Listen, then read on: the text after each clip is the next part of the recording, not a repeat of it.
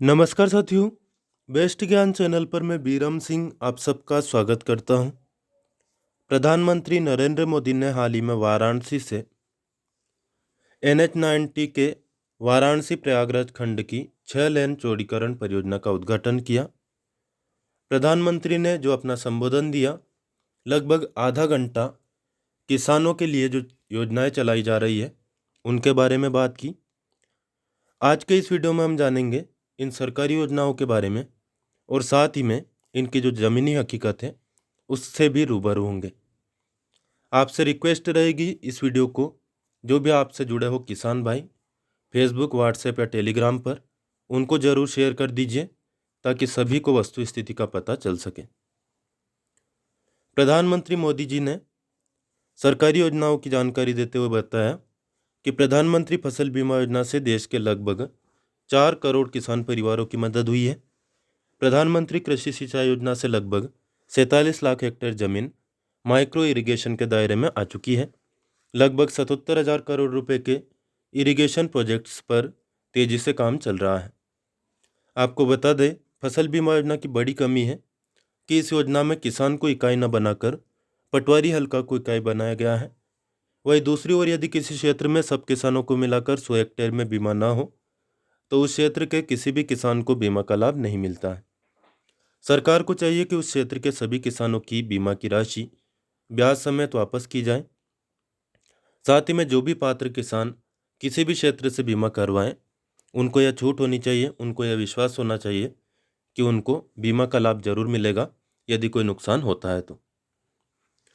प्रधानमंत्री मोदी जी ने आगे अपनी बात को बढ़ाते हुए कहा कि हमने जो कानून बनाए हैं किसान के हित में है। ट्रांसपोर्ट से लेकर लॉजिस्टिक की व्यवस्था सब कुछ व्यापारी करेगा। किसान के खेत पर वह पहुंचेगा और उनसे खरीदी करेगा। भारत के कृषि उत्पाद पूरी दुनिया में मशहूर हैं। क्या किसान की इस बड़े मार्केट और ज़्यादा दाम तक पहुंच होनी चाहिए या नहीं? अगर कोई पुराने सिस्टम से ही लेन देन को ठीक समझता है तो उस पर भी कोई पाबंदी इसमें नहीं है। फिर भी क्यों किसानों को बरगलाया जा रहा है? नए कृषि सुधारों से किसानों को नए विकल्प और नए कानूनी संरक्षण तो दिए ही है। पहले तो मंडी के बाहर हुए लेन देन ही गैर कानूनी माने जाते थे। ऐसे में छोटे किसानों के साथ अक्सर धोखा होता था, विवाद होते थे, क्योंकि छोटा किसान तो मंडी पहुंच ही नहीं पाता था। अब ऐसा नहीं है। अब छोटा से छोटा किसान भी मंडी से बाहर हुए हर सौदे को लेकर कानूनी कार्रवाई कर सकता है। यानी किसान को अब नए विकल्प ही नहीं मिले हैं और छल से धोखे से उसे बचाने के लिए कानूनी संरक्षण भी मिला है। किसानों को प्रकल्प के साथ ही नए विकल्प देने से ही हमारे कृषि क्षेत्र का कायाकल्प हो सकता है। सरकार की तरफ से प्रकल्प, किसान के लिए विकल्प और दोनों साथ साथ चले तभी देश का कायाकल्प होता है। प्रधानमंत्री जी की बात से एक बात साफ है कि जो किसान आंदोलन चल रहा है PM के हिसाब से वह किसानों को केवल बरगलाया जा रहा है। हो सकता है इसमें सच्चाई भी हो, लेकिन किसानों की मूल मांग क्या है? किसानों की मूल मांग है कि न्यूनतम समर्थन मूल्य आप दे रहे हो और देना ही है, उसे कभी खत्म नहीं करना है। तो फिर एक कानून बनाकर, कानून में कुछ लाइनें लिखकर जोड़कर आप गारंटी का आश्वासन उनको क्यों नहीं देते? किसान की हड़ताल आज ही समाप्त हो जाएगी।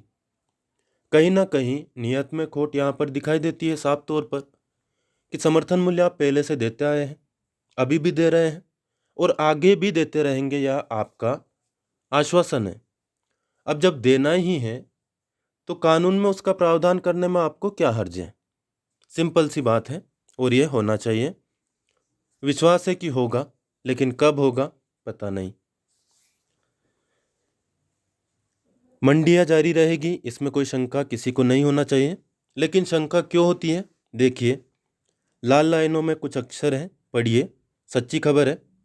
हाल ही में मध्य प्रदेश के कृषि मंत्री कमल पटेल ने केंद्रीय पेट्रोलियम मंत्री धर्मेंद्र प्रधान से मुलाकात की, जिसमें मंडी प्रांगण में पेट्रोल पंप लगाने के लिए सहमति दी गई।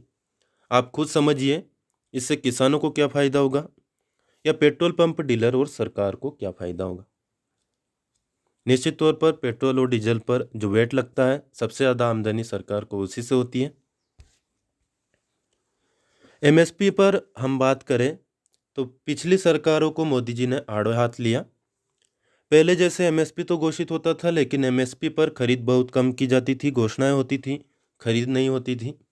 सालों तक एमएसपी को लेकर छल किया गया। किसानों के नाम पर बड़े बड़े कर्ज माफी के पैकेज घोषित किए जाते थे, लेकिन छोटे और सीमांत किसानों तक ये नहीं पहुंच पाते थे। यानी कर्ज माफी को लेकर भी छल किया गया। किसानों के नाम पर बड़ी बड़ी योजनाएं घोषित होती थी, लेकिन वो खुद मानते थे कि 1 रुपये में से सिर्फ 15 पैसे ही किसान तक पहुंच पाते। कांग्रेस पर, पुरानी सरकारों पर जो पीएम के आरोप थे, अक्षरशः सत्य है। लेकिन समर्थन मूल्य की सच्चाई क्या है, यह भी जानना जरूरी है। आज क्या हो रहा है? मध्य प्रदेश की हम बात करें, क्योंकि हमारा गृह राज्य है। मध्य प्रदेश में समर्थन मूल्य पर खरीदी की सबसे ज़्यादा खरीदी की जरूरत मक्का की फसल को है। न्यूनतम समर्थन मूल्य है 1850 रुपये। बाजार भाव है 1200 से 1400 रुपये। किसानों को काफ़ी नुकसान हो रहा है, समर्थन मूल्य नहीं मिल पा रहा है। खरीदी का सरकार का कोई प्लान नहीं है, और जिन फसलों की खरीदी होती है वह भी इतनी लेट होती है कि सारे ज़रूरतमंद किसानों की फसल बिक जाती है। उसके बाद में या तो पंजीयन शुरू होते हैं या फिर खरीदी शुरू होती है 1 महीने बाद में। अब किसान कब तक फसल को रोक रख सकता है, क्योंकि उसके पास पैसा है नहीं। अगली फसल की तैयारी करनी है तो उसे तो तुरंत, चाहे व्यापारियों को बाहर बेचनी पड़े, मंडी में बेचनी पड़े, या फिर सस्ते भाव पर बेचनी पड़े, बेचना ही है। प्रधानमंत्री ने लगातार कांग्रेस पर आरोप लगाए। ठीक है, यूरिया के संबंध में भी इन्होंने कहा कि हमने कहा था कि हम यूरिया की कालाबाजारी रोकेंगे। मध्य प्रदेश के किसान भाई, यदि आप हो तो सच्चाई कमेंट करके ज़रूर बताएं कि क्या आपको 267 रुपये प्रति बोरी के हिसाब से यूरिया मिल रहा है। खाद विक्रेता दुकानदारों से किसान 350 रुपये में खरीदने को मजबूर है, और ये 350 रुपये तो फिर भी किसान खुशी खुशी दे रहा है, लेकिन 400 रुपये तक या उससे भी ज़्यादा में भी यूरिया अलग अलग जगहों पर किसान खरीदने को मजबूर है। यहाँ पर प्रधानमंत्री मोदी जी ने दाल की खरीदी के बारे में बात की कि 75 गुना की बढ़ोतरी इसमें हुई है। वही अन्य फसलों की खरीदी में भी बढ़ोतरी हुई है, जो कि स्वागत योग्य है। उन्होंने यह भी कहा कि हमने 5 साल में गेहूं पर 3 लाख करोड़ रुपए किसानों को एमएसपी का मिल चुका है, यानी लगभग 2 गुना 2014 के बजाय। अब आप ही बताइए कि अगर मंडियों और एमएसपी को हटाना ही था तो इतनी बड़ी हम ताकत क्यों देते भाई। यहाँ पर बहुत ही स्पष्ट बात है। मीडिया में जिस प्रकार की हवा हवाई बातें हो रही हैं, सरकार के लोग जिस प्रकार की हवा हवाई बातें कर रहे हैं कि किसान काले कानूनों का विरोध कर रहा है, 3 कानूनों का विरोध कर रहा है। किसान का विरोध इन कानूनों को लेकर तो है ही, लेकिन क्यों है? इसलिए है क्योंकि इन कानूनों को आपने नाम दिया कृषि कानून, जबकि वह किसान से संबंधित होते हुए भी किसानों के लिए है नहीं। वह कानून है एफपीओ, यानी कि कंपनी के लिए, फार्मर प्रोड्यूसिंग ऑर्गेनाइजेशन। कौन बना सकता है? छोटे किसान बिल्कुल नहीं बना सकते। ना उनको एफपीओ के लिए लोन मिल सकता है। क्यों नहीं मिल सकता है? क्योंकि उसके लिए भी पावर चाहिए, पैसा चाहिए, रिश्वत चाहिए। और ये सच्चाई है इस देश की कि बिना पैसा दिए कोई काम होता नहीं है। आप योजनाएं बना देते हैं, स्वनिधि योजना 10,000 रुपये तो लोगों को मिल नहीं पा रहे हैं। फिर आप बात करते हैं कि 20 लाख रुपए या करोड़ रुपए दे देंगे, तो बैंक क्या नॉर्मल किसान को, छोटे किसान को यह दे पाएगा? बिल्कुल नहीं। देश के 10 करोड़ से ज़्यादा किसान परिवारों के बैंक खाते में सीधी मदद दी जा रही है, और यह प्रधानमंत्री किसान सम्मान निधि के द्वारा लगातार चल रहा है। साल में 3 बार देते हैं, और अब तक लगभग 1 लाख करोड़ रुपया सीधा किसानों के बैंक खाते में पहुंच भी चुका है। यह सच्चाई है। स्वागत योग्य कदम सरकार का है। इसी तरह के और कदम सरकार को उठाने की ज़रूरत है। सीधा किसान के खाते में पहुंचेगा पैसा, तभी वास्तव में किसान की मदद हो पाएगी, वरना वही भ्रष्टाचार की भेंट लगातार चढ़ती रहेगी। और एक टाइम लिमिट होना चाहिए।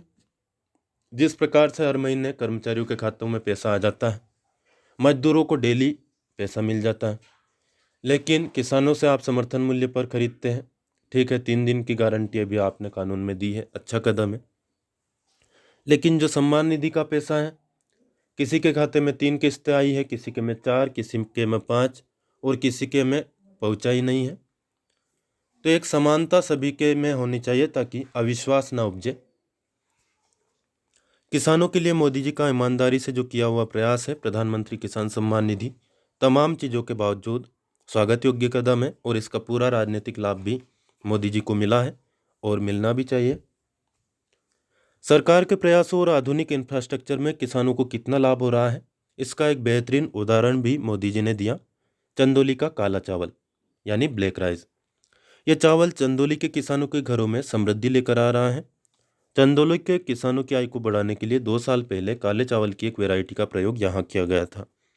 पिछले साल खरीफ के सीजन में करीब 400 किसानों को यह चावल उगाने के लिए दिया गया। इन किसानों की एक समिति बनाई गई, इसके लिए मार्केट तलाशा गया। सामान्य चावल जहाँ 35 से 40 रुपये किलो के हिसाब से बिकता है, वही यहाँ बेहतरीन काला चावल 300 रुपये तक बिक रहा है। तो इसी तरह की समिति बनाने की सरकार को ज़रूरत है। कैसे?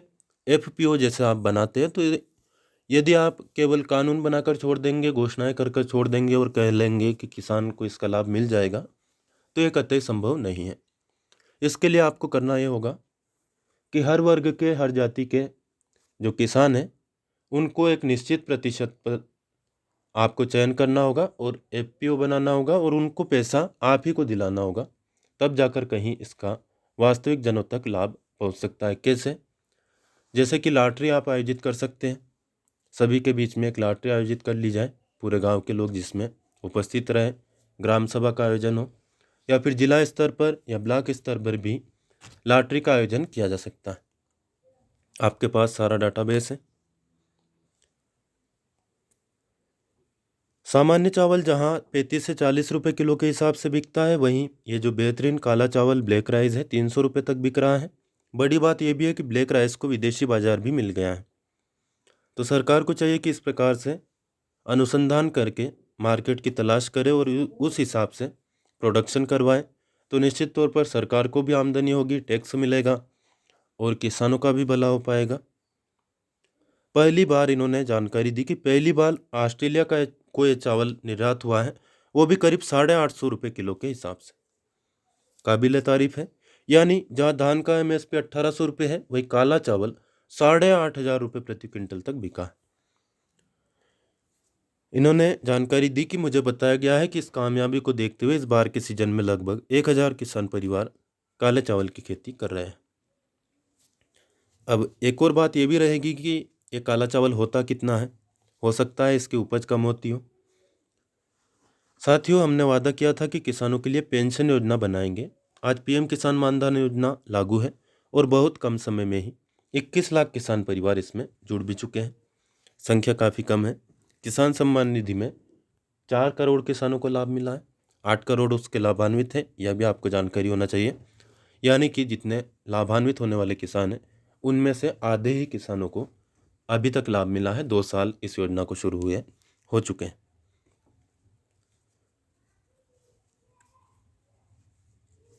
सोचने वाली बात यह भी है कि अपने बजट का गुणा भाग करने के बाद वास्तविक ज़रूरतमंद किसान इस योजना का लाभ लेने को बिल्कुल भी इच्छुक नहीं है। मानधन योजना की बात हम कर रहे हैं, क्योंकि खेती किसानी की ज़रूरतों को पूरा करने के लिए किसान जो कर्जा लेता है, उस पर ब्याज की न्यूनतम दर मैं आपको बताऊं 24% है, जो कि साहूकारों से कर्जा लिया जाता है।